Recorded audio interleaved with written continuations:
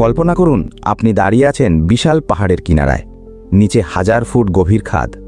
একটাবার একটি ভুল পদক্ষেপ মানে জীবনাশের আশঙ্কা। পৃথিবীতে এমন কিছু জায়গা আছে যেগুলো দেখতে যেমন অপূর্ব, তার চেয়েও অনেক বেশি ভয়ঙ্কর, যেখানে যেতে হলে থাকতে হবে প্রচণ্ড সাহস, মনোবল, সাথে ভাগ্য। আজকের ভিডিওতে আমরা ঘুরে দেখব বিশ্বের এমন কিছু ভয়ঙ্কর এবং বিস্ময়কর বাড়ি, যেগুলো এতটাই উপরে অবস্থিত যেখানে একবার পা রাখলে জীবন বদলে যায়, যদি বেঁচে ফিরতে পারেন। ম্যাটিওরা মাটি থেকে 1800 ফুট উপরে বিশাল পাহাড়ের মাথায় বানানো হয়েছে বেশ কয়েকটি বাড়ি। প্রথমবার দেখলে আপনার মনে একটাই প্রশ্ন আসবে, এত উঁচুতে পাহাড়ের উপরে বাড়ি বানালো কিভাবে? অবাক করা ব্যাপার হলো, এই বাড়িগুলো বানিয়েছে সন্ন্যাসীরা।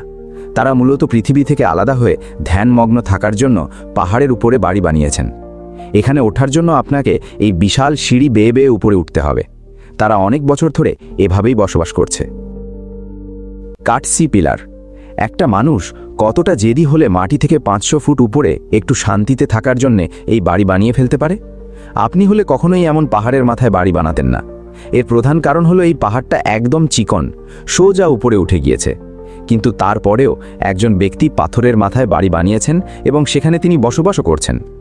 সবথেকে অবাক করা ব্যাপার হলো, এখানে উঠতে হলে কোনো সিঁড়ি নেই, ঝুলন্ত দড়ি বেয়ে বেয়ে উপরে উঠতে হবে। সবচেয়ে আশ্চর্য ব্যাপার হলো, পৃথিবীতে এত বড় বড় ভূমিকম্প হলেও এই পাহাড় অক্ষত অবস্থায় এখনও দাঁড়িয়ে আছে। সুমিলা মনে তুরস্কের পাহাড়ের উপরে একটা শহর বানানো হয়েছে। প্রথম দেখলে মনে হবে বিশাল কয়েকটি বিল্ডিং পাহাড়ের ভেতরে জোর করে ঢুকিয়ে দেওয়া হয়েছে, কিন্তু না, এটা আসলে পাথর কেটে কেটে তৈরি করা হয়েছে। সবথেকে অবাক করা ব্যাপার হলো, এই বিল্ডিংগুলো মাটি থেকে প্রায় 4000 ফুট উঁচুতে অবস্থিত এবং এই বাড়িগুলো তৈরি করা হয়েছে প্রায় 1600 বছর আগে। বর্তমান তুরস্কের সরকার এই বাড়িগুলো রক্ষণাবেক্ষণের জন্য প্রচুর টাকা খরচ করে, কারণ প্রতি বছর প্রায় কয়েক লাখ মানুষ এই বাড়িগুলো দেখার জন্য সেখানে যায়। অ্যালপেন কলম্বিয়া মাটি থেকে প্রায় 1200 ফুট উঁচুতে একটি অদ্ভুত পাহাড় রয়েছে। দূর থেকে দেখলেই মনে হবে এই পাহাড়টা জিগজ্যাগ স্টাইলে সেলাই করে রাখা হয়েছে, কিন্তু আসলে এগুলো মূলত সিঁড়ি। এই সিঁড়ি বেয়ে বেয়ে পাহাড়ের মাথায় গেলে দারুণ একটা বাড়ি দেখতে পারবেন। শুরুতে একজন ব্যক্তি রাগ করে পাহাড়ের ওপরে এই বাড়ি বানিয়েছিলেন। ধীরে ধীরে এখন এটা একটি ট্যুরিস্ট স্পটে পরিণত হয়েছে। প্রতি বছর হাজার হাজার মানুষ এই বাড়ি দেখার জন্য সেখানে যান। সবথেকে অবাক করা ব্যাপার হলো, এটা আস্ত একটা পাথর। স্থানীয়রা বিশ্বাস এই পাথর মাটি ভেদ করে উপরে উঠে এসেছে, কারণ আশেপাশে কয়েক কিলোমিটার মধ্যে কোনো পাথর বা কোনো পাহাড় নেই। অ্যাডামস পিক শ্রীলঙ্কার 7359 ফুট উপরে একটি পাহাড়ের মাথায় একটি অদ্ভুত বাড়ি বানানো হয়েছে, যেখানে প্রতি বছর হাজার হাজার পর্যটক যাওয়ার কারণে এখন সেখানে রেস্টুরেন্ট, এমনকি মার্কেটও বানানো হয়েছে। তবে অবাক করা ব্যাপার হলো, সেখানে যেতে হলে আপনাকে 4 ঘন্টা পায়ে হেঁটে সিঁড়ি দিয়ে উঠতে হবে। এখানে উঠতে হলে আপনাকে কমপক্ষে 15,000 সিঁড়ি পাড়ি দিতে হবে। এখানে বসবাস করা লোকজন এই পাহাড়টাকে পবিত্র মনে করে, তাই আপনি সেখানে গেলে সবসময় ধূপ এবং ঘণ্টার আওয়াজ শুনতেই থাকবেন। মাউন্ট ফোপা আপনি যদি কখনো মায়ানমারে যান, তাহলে মাটি থেকে 1.5 কিলোমিটার উঁচুতেই একটি বিশাল রাজকীয় মহল দেখতে পাবেন। এখানে যেতে হলে আপনার মন এবং পা দুটিই শক্তিশালী হতে হবে, কারণ এই মহলে যেতে হলে আপনাকে প্রায় 2500 সিঁড়ি পেয়ে উঠতে হবে।